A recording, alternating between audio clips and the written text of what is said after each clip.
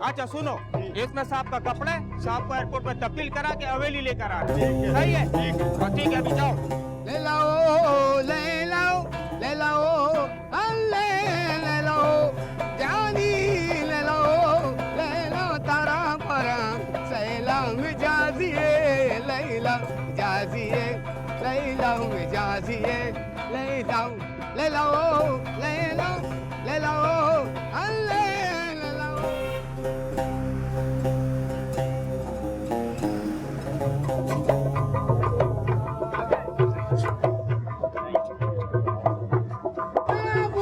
बस मेहमान के इंतजार में हमारा आंखें थक गया है। खाना कब तक पहुंचेगा?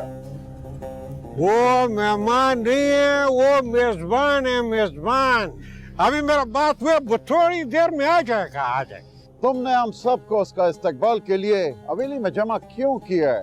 ये उसका ख्वाहिश था कि सब लोग हवेली में आएगा। बड़ी बात है कि वो आज के दौर में भी ऐसा सोचता है।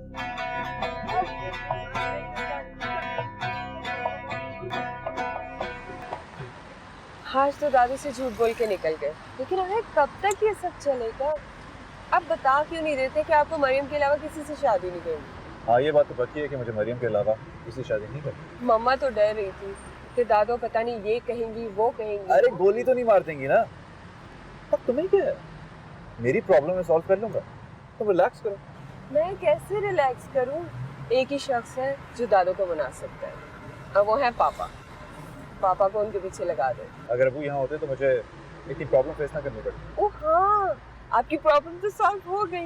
नेक्स्ट वीक पापा आ रहे हैं। हाँ, वही आएंगे और दादो को मनाएंगे, क्योंकि मेरे दिल के पास अब कोई सेकंड ऑप्शन नहीं है। तो जान की बाजी लगा रहे हैं? ऑफ कोर्स लगाती जान की बाजी।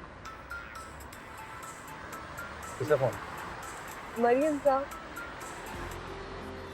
हाँ हाँ पता है, तो बहुत बेचैनी से हमारा इंतजार हो रहा है। हाँ हो तो रहा है, सोचो मैं अभी तक तैयार नहीं हूँ। सुफियान भाई की इतनी खुशामदीद करनी पड़ी, लेकिन वो तो मान के नहीं दे रहे थे। क्या मतलब, सुफियान नहीं आ रहे? हाँ ना, वो नहीं आ रहे। कह रहे थे बोर हो जाऊंगा, थक जाऊंगा, वहाँ क्या मजा आएगा। ऐसा कहा उन्होंने? अरे ऐसा वैसा मैं तुम्हें बता ही नहीं सकती कि उन्होंने क्या क्या बोला। खैर छोड़ो, मैं आ रही हूँ ना, आके बताती हूँ सब। ठीक है, ओके। तुम क्यों बेचारी को तंग कर रही हो?